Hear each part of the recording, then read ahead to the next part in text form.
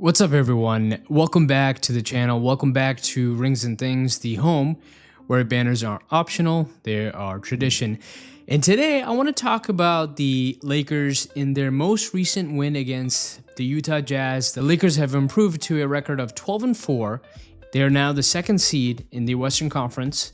And what I want to talk about is, as Lakers fans, should we be concerned about the habits that the Lakers have been playing with?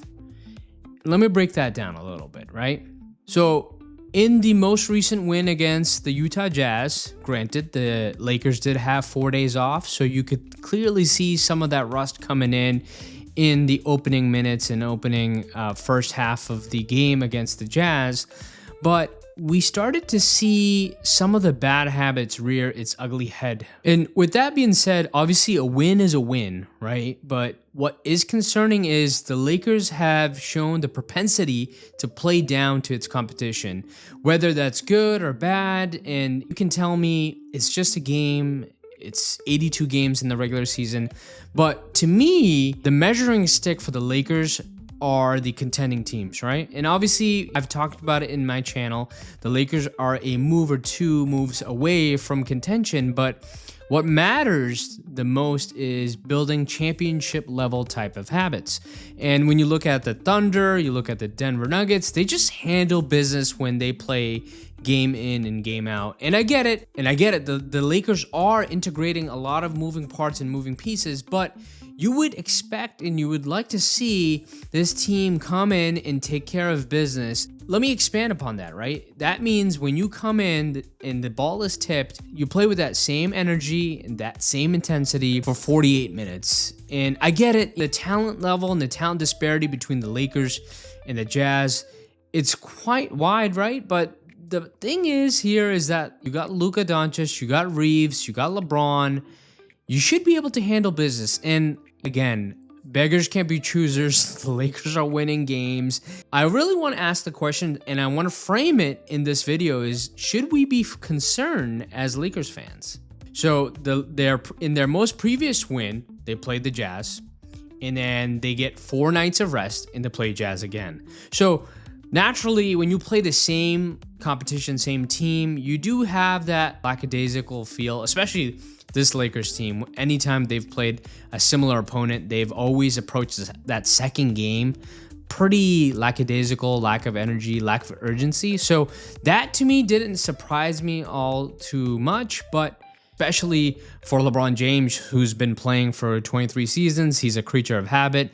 Over half of his life, he's played basketball. So anytime, if you look at his splits, I don't have the data in front of me, but if you look at his splits, anytime he's had extended breaks or extended time off, he usually struggles in that next game. So that was evident in last night's game. He struggled from downtown. He struggled from a jumper standpoint. The Lakers played down to their competition.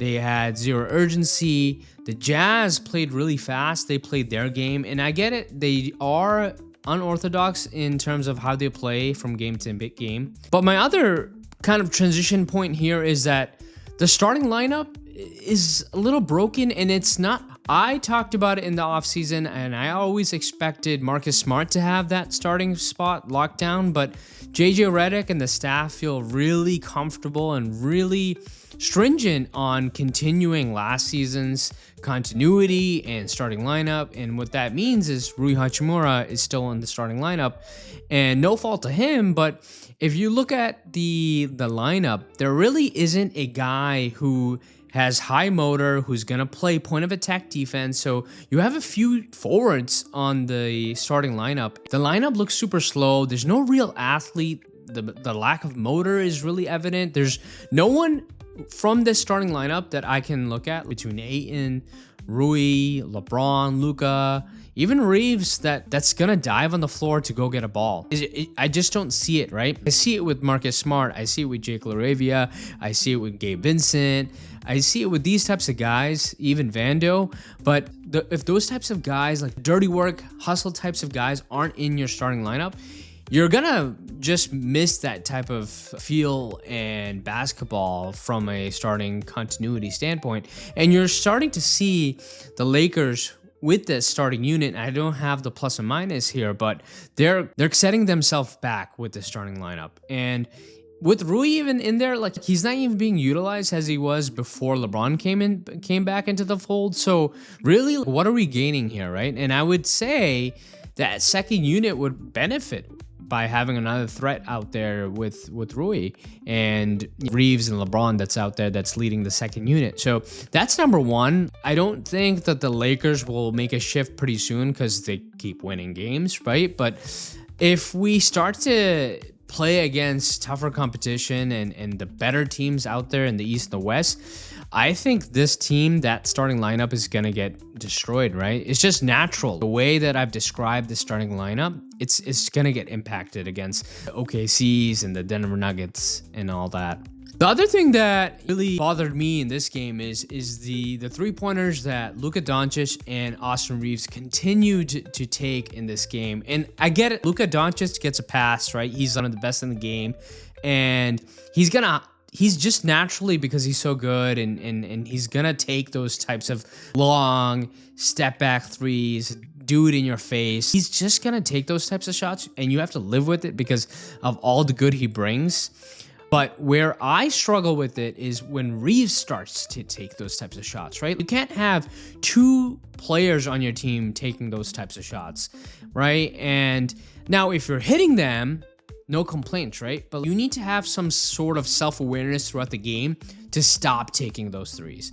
And I'm looking at Luka and I'm looking at Reaves, but Reaves, if you're going to continue taking those threes, switch it up a little bit, right? Again, all the defense is going to be paying its attention to Luka Dončić, LeBron James, Ayton. I know Ayton left the game early, but Reaves has to take advantage of his matchups and his situation when he has the ball. And settling for these long three balls and tough threes, really what it does is the other team defense doesn't need to play. It doesn't need to try. You bail them out by taking those tough threes. And it's just not a meaningful and successful way to win basketball games. And what you really do with those types of possessions is you're really icing the other guys out, right? If you're just going to dribble the ball for 20 seconds, 18 seconds, and take that type of shot, what constructive success are you going to bring for the team? Not much, right? You're not really going to do much. And I get it. You probably have that confidence, right, in the back of your mind, which makes sense. That's why you get paid the big bucks, like the Lukas and the LeBrons and the Reaves. You're 1% athlete, 1% basketball player, so naturally you're going to take those types of threes because it's going to go in, even though you have the memory of a goldfish. The next one's going to go in, right? All it takes is just one shot to go in. But again, we need some self-awareness, time and place, what's going on with the game. And this game was pretty unique too. Like, it was put away within the last 4 minutes of the fourth quarter. Like, the Lakers were up big, and you would think that they can just control and ice the game out. But if you watch the game, if you watch the game, if you watch the highlights, clearly the Jazz go on a big run to end that game. So that leads into my next point, right? And it's late game execution. We saw the difficulty and the struggle with this Lakers team with late game execution last season, especially in the playoffs. And with the changes to the roster and then changes to now it being Luka's team, LeBron being more off ball, lower usage. What I didn't like is just settling for all these jumpers and threes and the lack of action that was being put on in the waning minutes of the game, right? And I get it. There was one formula that they continued to dial in and continued to hit, and which is they continue to attack and matchup hunt Keontae George. And naturally, you would think that that's the right thing to do. But what I would rather see is get your best players in an action together, and good things are gonna come. Whether it's Reaves setting an on-ball screen for Luka Dončić, or Reaves setting an on-ball screen for LeBron James, or vice versa, that's the way where you get your best players in a situation where the defense has to make a decision. And if that means you spray the ball out to a wide open corner three, let's take that shot. Or the defense closes out hard on that, and now you get a easy finish at the rim by taking 2 steps in, and you get to the basket just like that. Like, those types of actions and possessions has to happen in late game execution. And again, if you're gonna ISO, right, and that's totally fine to do, get to the rim, get to the paint. That's always going to be the bread and butter for this Lakers team. And as I talked about it in the last video, the Lakers are not a good 3-point shooting team. And obviously data tells you that the regression to the mean is going to happen at some point. You can't rely on probability and statistics to win basketball games. You just can't. So you have to go, and especially the way this team is comprised, you have to go with your tried and true method, which is Lakers formula basketball, which is get to the paint, get to the rim, be excellent and elite at drawing fouls and defending without fouling. That's what the Lakers do. The Lakers will bludgeon you in the paint. All the attention that is needed to defend Luka, LeBron, and Reaves, that's the formula to winning basketball for the Lakers, right? So continue to do that. And I get it, maybe because it's the Jazz, and it's a late Sunday night game, like the attentiveness or the impetus to do that wasn't there maybe, and let's just get out of here as quickly as we can and not make so much of a game. But again, if we're talking championships, and as Lakers fans, we have that expectation. That's why my channel is called Rings and Things. The Lakers just need to be better, and they need to continue to stack wins, continue to build those championship level habits. And to close it all up for this last point for this Lakers team, obviously the record 12-4 is an excellent record. I'm not going to complain about the record, but their point differential tells another story, right? So they're positive 2.7 point differential wise for the entire season. If you look at the other contenders, they're in between plus 10 to 20.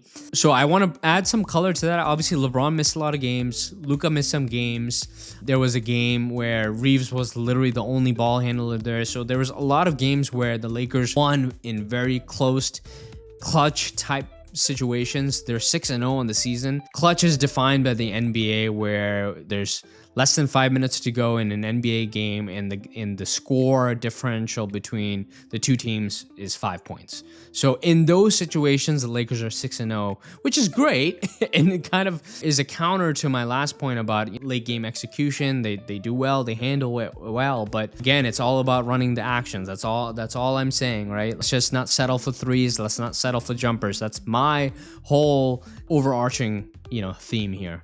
So all in all, as Lakers fans, I don't think we should be too overly concerned. I think this is just natural, par for the course, right? There was a lot of break in between the two games. They played the same opponent, so I can see some boredom factor coming into play, as well as the shot diet, right? If to play devil's advocate, if Luka and Reaves hit maybe 20% of some of those threes that they took, we're talking about a whole different game. This narrative this video that I'm recording is probably not even needed, right? I'm probably having a different discussion with you guys, but it happened, right? So we need to talk about it, right? We need to talk about these benchmarks because we do see this Lakers team as a potential contending level team. So the third point to all of this is LeBron is clearly getting integrated back into the team, back into the offense. And not only that, he's still getting his lungs and his body accustomed to playing NBA minutes. So he was out for a very long time. So clearly, if you look at those factors and everything involved, you can see the picture on both sides, right? And I think it's just healthy and good to just be open and honest about the team and how things are going from both angles. And we'll continue to track, continue to monitor how these things are going. But I'd like for the team to obviously play up and down to their competition, no matter what and who they're facing night to night. And I want them to handle business, and I want them to continue to play better and better and better. But another thing that will definitely help and improve upon this is the Lakers are bottom 5 in 3-point attempts and 3-point shooting. If at any point that flips, even if it's in top 15 marks, right, the Lakers are going to start blowing out teams. It doesn't matter, because all the other factors that I talked about, between being elite at finishing at the rim, getting to the foul line, defending without fouling, that 3-point differential is going to have a huge impact on them when they play game to game. Two more things before we close it out. Vando is completely out of the rotation. I don't know if that should be a surprise with LeBron coming in, but he has been such a negative on offense that teams have just started to leave him and not pay him any attention. He has zero gravity from the corner. No confidence from him when he's taking that 3 ball. So what we're seeing now is Maxi Kleber's playing minutes for the Lakers. And honestly, he looked really mobile yesterday. He looked really impactful. He had a huge block at the end of the game. He also contested Keyonte George's last three ball attempt to potentially win the game, and that resulted in Keyonte double pumping in the corner and taking a ridiculously hard 3-point shot. So to me, he's playing like a veteran, right? When he's getting minutes, he's playing smart. He knows exactly what to do when he's out there. And if we're going to see him defend the paint the way he was yesterday, blocking shots, hitting an occasional 3 ball, I think he's going to continue to see minutes. And with Ayton, who left the game early due to a knee contusion, I think it's to be expected that he's going to be playing. I think it's to be expected that he's going to see the floor, he's going to see minutes, and he's going to be important for this rotation between Hayes, Maxi, and a little bit of small ball 5 between LeBron and Rui that we can see with the Lakers. I don't think we should be overly concerned, but I think, again, we should be open and continue to track and monitor and see how things shake out for this Lakers team. That's it for this video. Make sure to give this video a like, give me a comment down below, and let me know if you're concerned about the Lakers so far. We are 12-4 so far. The Lakers are playing really well. Truly, if there are concerns about these habits that may creep up from last season into this season, then what can the Lakers, JJ Redick, and the players do to change and solve that? Hopefully you enjoyed the video. Until next time, peace.